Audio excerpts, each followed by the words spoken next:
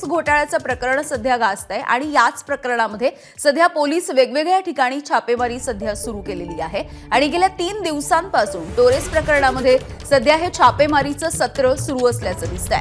मुंबईमधल्या टोरेसच्या दुकानांचा मुद्देमाल सुद्धा पोलिसांनी ताब्यात घ्यायला सुरुवात केली आहे। याआधी सुद्धा टोरेस दुकानांमधून दागिने आणि 5 कोटी रुपये आतापर्यंत पोलिसांनी जप्त केले आहेत। आर्थिक गुन्हे शाखेकडून टोरेस कार्यालयामधला मुद्देमाल हा आता जप्त केला जातोय।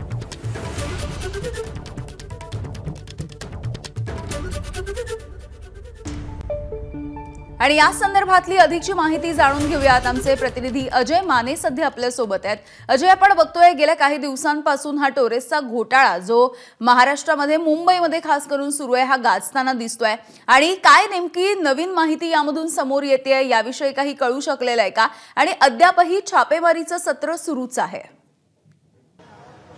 यामिनी जवळपास 3 लाख मुंबईकरांना गंडा घालणाऱ्या टोरेस कंपनीवरची कारवाई आताही सुरू आहे। आपण ही संपूर्ण दृश्य जे ती पाहू शकतो। आर्थिक गुन्हे शाखेचं पथक जे ते या ठिकाणी दाखल झालेलं आहे आणि संपूर्ण छापेमारीचं सत्र जे ते सुरू असलेलं आपल्याला पाहायला मिळते। मागच्या 3 दिवसापासून ही सतत छापेमारी जे ती सुरू आहे। मुंबईतील जे कार्यालय त्या ठिकाणी ही छापेमारी जे ती सुरू असलेली आपल्याला पाहायला मिळते आणि त्याच पार्श्वभूमीवर आता हे मुंबईतील दादर येथील कार्यालय ज्या ठिकाणी आता आर्थिक गुन्हे शाखेचं पथक जे ते दाखल झालेलं आहे त्यांच्याकडून संपूर्ण मुद्देमाल जो आहे तो जप्त करण्यात येत आहे आणि त्यासाठीच आता ही सगळी पोलिसांचा फौजफाटा जो आहे तो या ठिकाणी दाखल आपल्याला पाहायला मिळतो। या संपूर्ण प्रकरणात आतापर्यंत 3 जणांना जे ती अटक झालेली आपल्याला माहिती मिळते। तसंच 5 कोटी रुपयापर्यंत जे ती रक्कम जे ती प्राप्त झालेली आहे अनेक छापेमारीच्या ठिकाणाहून अशी सुद्धा माहिती समोर येताना पाहायला मिळते। पण सध्या ही जी दृश्य पाहिली तर ही दादरच्या जे मूळ महत्व मुंबईतलं जे एक ऑफिस होतं दादरमधलं जे एकंदरीत प्लाझाच्या पासून एकदम हाकेच्या दादर स्थानकाहून हाकेच्या अंतरावर होतं त्या ठिकाणावर ही संपूर्ण छापेमारी आहे। खरं तर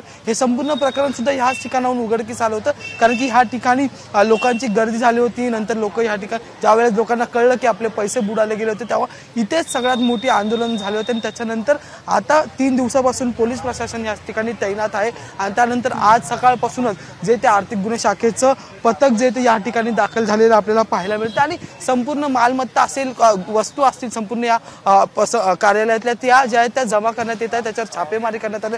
प्रत्येकाची जे ती चेकिंग केली जाते आणि सगळ्यात नेमकं भेटते काय ह्याचा अंदाज जो घेतला जातो। खरं तर या सगळ्या बाबींवर छापेमारी करताना जे हिरे ज्या गुंतवणूकदारांना देण्यात येत होते ते सुद्धा या ठिकाणाहून जप्त करण्यात आलेले। तसेच या ठिकाणी असलेले इतर साहित्य म्हणजे कम्प्युटर असतील प्रिंटर असतील त्या सगळ्याच गोष्टींची जी ती तपासणी करून त्यांना सुद्धा जे ते आर्थिक गुन्हे शाखेने ताब्यात घेतलेले आणि त्या ठिकाणी आता कारवाई होताना पाहायला मिळते। यात आतापर्यंत 5 कोटींची रक्कम जी आहे ती जप्त झाल्याची माहिती जी आहे ती सुद्धा यामिनी समोर येताना पाहायला मिळते। आपण जर पाहिलं तर या ठिकाणी दंगल नियंत्रण कक्ष सुद्धा पथक सुद्धा तैनात आहे। मुंबई पोलिसांचा फौजफाटा आणि या सगळ्यांच्या उपस्थितीत ही सगळी छापेमारी जी ती होताना सुरू असलेली आपल्याला पाहायला मिळते आणि त्यासोबतच या सगळ्यांचे पुरावे सुद्धा व्हिडिओ रेकॉर्डिंगद्वारे जे आहेत ते तयार करून ठेवण्यात आलेले। आपण जर पाहिलं तर नाताळाचं कारण देऊन जो आहे तो हा कंपनीचा मालक जो आहे तो त्यांनी पळ काढला होता भारतातून आणि त्याच पार्श्वभूमीवर आपण जर पाहिलं त्या आतमध्ये सुद्धा नाताळाची सजावट जी ती केलेली पाहायला मिळते आणि या सगळ्यांचा एकंदरीत फटका जो आहे तो थेट 3 लाख मुंबईकरांना पडल्याचा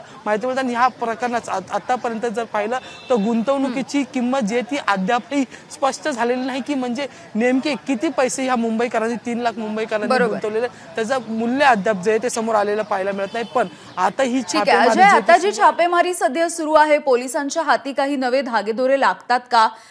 जितकी गुंतवणूक झालेली आहे जे तुम्ही म्हणताय ती नेमकी किती आहे त्याविषयी काही कळू शकतं का हे बघणं सुद्धा महत्त्वाचं ठरेल। धन्यवाद या माहितीसाठी। एबीपी माझा, उघडा डोळे बघा नीट।